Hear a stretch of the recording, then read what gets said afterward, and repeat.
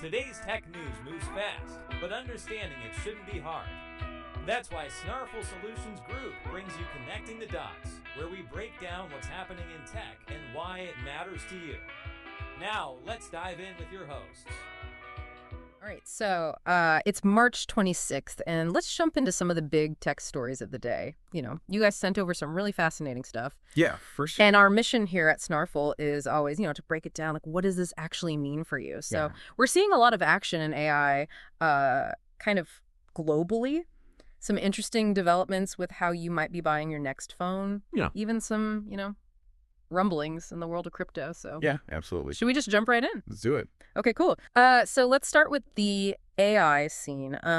This Bloomberg article caught my eye. It's about SenseTime, this big AI startup in China. Okay. They just dropped their financial results for 2024, and at first glance, the numbers look pretty good. They pulled in about $524 million in revenue. Wow. That's an 11% jump from the year before, so things are moving. Yeah, that's solid growth for sure, in any industry, especially in a fast-paced field like AI.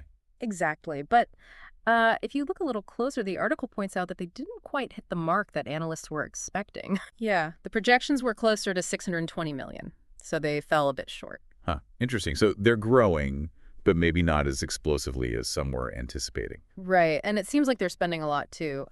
Their net loss was around $592 million, which is actually higher than what was expected. So more than they brought in. Yeah, more than the estimated $551 million. So they're making money, but the costs of, developing AI and competing in this global race are clearly enormous. Yeah, and Bloomberg really highlights that the AI race is heating up. It's not just about building cool tech anymore. It's a full-on competition for global leadership. Right. And this is where it gets interesting for you. You might be thinking, okay, so some AI company in China is dealing with big numbers. What does that have to do with me? But here's the thing. This competition is driving a ton of investment in AI research and development. Absolutely. I mean, even SenseTime, which is already pulling in $500 million in revenue, is still facing massive costs to stay ahead of the curve. That's a good point. It shows how much these companies are pouring into innovation, and that's ultimately good news for everyone because it means more powerful AI tools down the line. Exactly. Think about it. Better voice assistance, more personalized recommendations, even, breakthroughs in healthcare and education, all powered by AI. It's really exciting to think about the possibilities. Yeah, for sure. All right, so let's switch gears geographically for a minute. There's this interesting report from Reuters about Apple and Indonesia. Apparently, the iPhone 16 series is hitting the shelves there on April 11th. Nice. Which, on the surface, seems pretty straightforward, but there's a bit more to the story. Oh, is there? Yeah, this launch is actually happening after Jakarta lifted a sales ban on Apple products. A sales ban? Wow, that's pretty significant. What was behind that? Well, from what I gathered, it seems like the Indonesian government wanted Apple to make some serious commitments to their economy before they could sell their products there. Makes sense.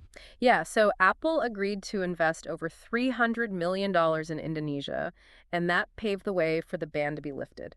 Interesting. So these investments could include things like building manufacturing facilities, research and development centers, or even contributing to the local tech scene. Exactly. It's basically a way for the government to ensure that companies that profit from their market are also giving back and supporting their growth. Right. It's a smart strategy to ensure that the benefits are shared, Yeah.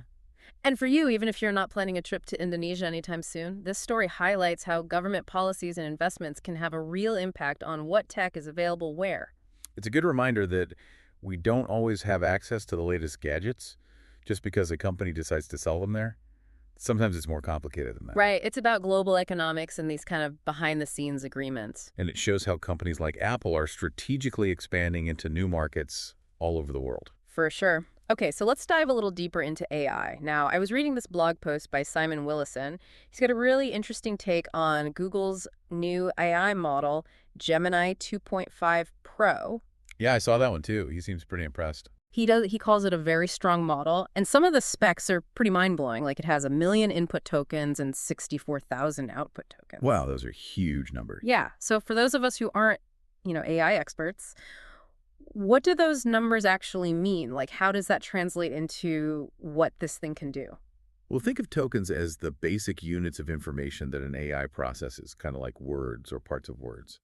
So 1 million input tokens means that Gemini can take in and understand an enormous amount of data at once. Okay. Like imagine feeling it an entire novel or a massive research paper, and it can process all of that simultaneously. Wow, that's pretty incredible. And then the 64,000 output tokens that refers to how long and detailed its responses can be, so to generate really comprehensive answers based on all that information it's processed. So it's not just giving you like a one-sentence answer. It's really understanding the context and giving you a full, in-depth response. Exactly. It's a major leap in terms of how much information these models can handle and how sophisticated their responses can be. And it sounds like its knowledge base is pretty up to date, too. Yeah, the reviewer mentioned that its knowledge cutoff is January 2025, so it's got a pretty recent understanding of the world. That's impressive. So it's not working with outdated information. It's got pretty fresh data to work with. Right, and one of the things that really stood out to me was its coding abilities. Apparently, they're super advanced. Yeah, I read that too. Google is even calling it a thinking model. Which suggests that it's not just following instructions. It can actually reason through problems and come up with creative solutions, especially in areas like software development. So what do you think all this means for the average person? How might this kind of AI power affect our daily lives? Well, as these models get more and more sophisticated, they're going to power the AI tools we use every day. So think search engines that understand your questions, much better writing assistants that can help you with really complex writing tasks, and even coding tools that offer more intelligent suggestions and automate more of the development process. So basically AI that's not just helpful, but actually insightful. Yeah, exactly. AI that can really understand the nuances of what you're asking and give you answers that are truly relevant and useful. Okay, so let's shift gears again and talk about money, specifically the world of digital currencies. Okay. So the Financial Times has this report about Fidelity Investments.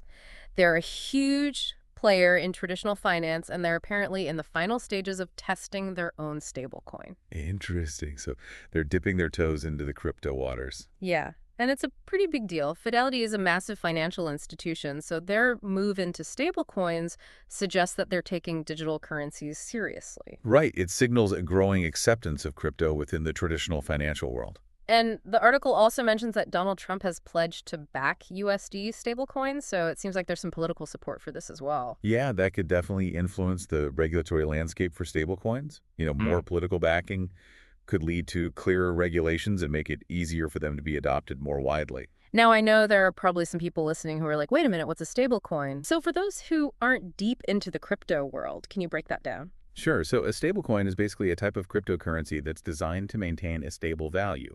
Unlike something like Bitcoin, which can fluctuate wildly, a stablecoin is usually pegged to a traditional currency, like the US dollar. So the idea is that it's more stable and predictable, which makes it potentially more useful for everyday transactions. Exactly. It's kind of like having digital cash that you can use for online purchases, money transfers, things like that. So if a company like Fidelity gets into this, and there's political support as well, how could that affect the average person? Well, it suggests that digital currencies could become more integrated into our everyday lives. Yeah. You might start seeing them used more commonly for online shopping or even paying bills.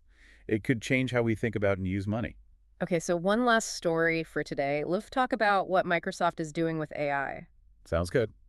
So The Verge has this article about Microsoft unveiling new AI deep reasoning agents for their 365 Copilot.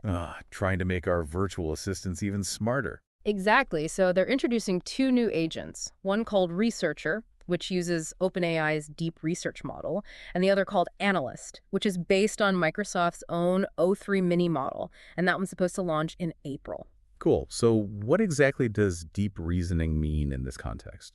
Well, it basically means that these AI agents can go beyond simple tasks like, summarizing a document or scheduling a meeting. They can handle much more complex requests that require multiple steps of reasoning. So they're more like human assistants in a way. They can think through a problem, analyze information from different sources, and draw conclusions. Exactly. And the interesting thing is that this announcement from Microsoft comes right after similar AI announcements from Google and OpenAI. Right. It seems like everyone is racing to develop these more advanced AI capabilities. It's like an AI arms race.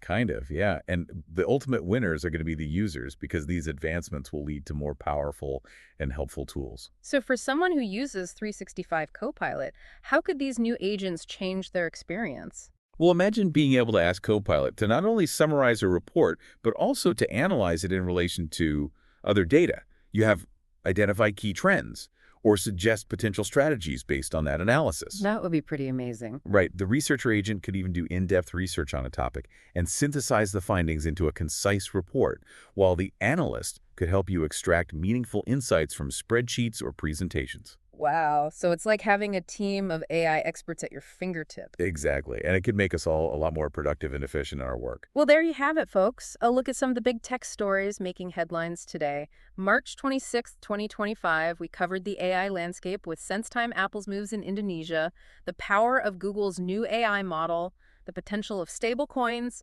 and those smarter AI assistants coming to Microsoft 365. Copilot. Hopefully this deep dive has helped connect the dots for you and shown how these tech advancements could have real implications in your life. We are here to help here at Snarful, so reach out on our website if you have any more questions. Absolutely. And we'll catch you next time. See you then. That's a wrap on today's top stories. Remember, tech doesn't have to be complicated, and we're here to help connect the dots. If you've got questions or want to learn more, visit us at snarful.com. Thanks for listening, and we'll catch you next time.